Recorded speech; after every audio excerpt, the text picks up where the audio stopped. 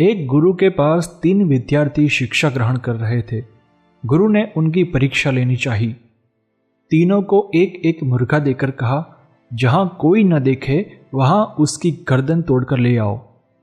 तीनों शिष्य मुर्गा लेकर चले गए। पहला शिष्य जंगल में गया। उसने सोचा, यहां एकांत है, कौन देखता है, और फिर मुर्गे की गर्दन तोड़कर आश्रम वापस लौटा।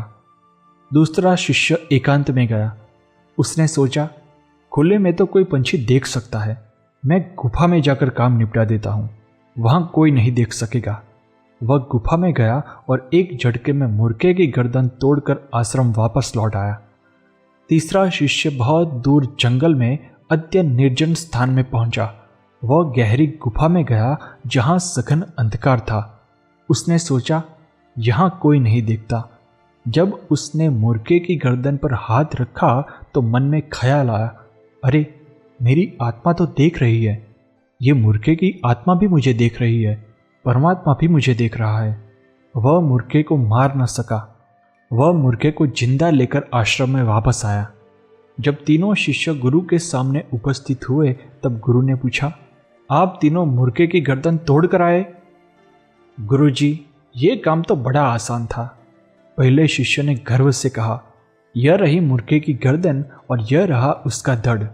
मैंने जंगल में जाकर इसकी गर्दन मरोड़ दी, 2 मिनट का भी खेल नहीं था।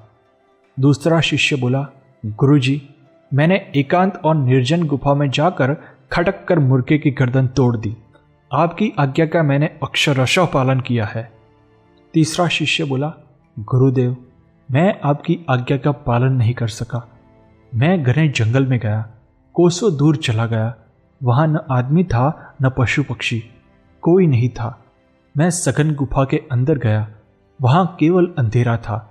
मैंने वहां मुर्गे को मारना चाहा और तत्काल मुझे ध्यान आया कि कोई नहीं देखता, पर मेरी स्वयं की आत्मा तो देखती है।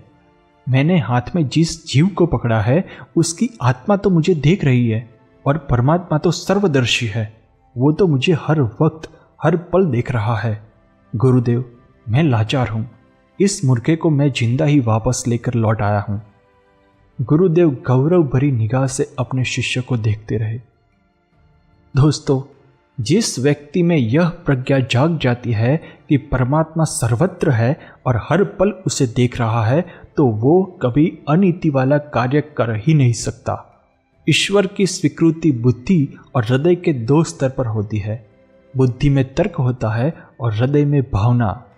इन दोनों ही स्थितियों में व्यवहार संपूर्ण रूप से प्रभावित नहीं होता, लेकिन जब उसके अस्तित्व की अनुभूति हो जाती है तो समस्त संशय नष्ट हो जाता है और पूरा ही जीवन बदल जाता है।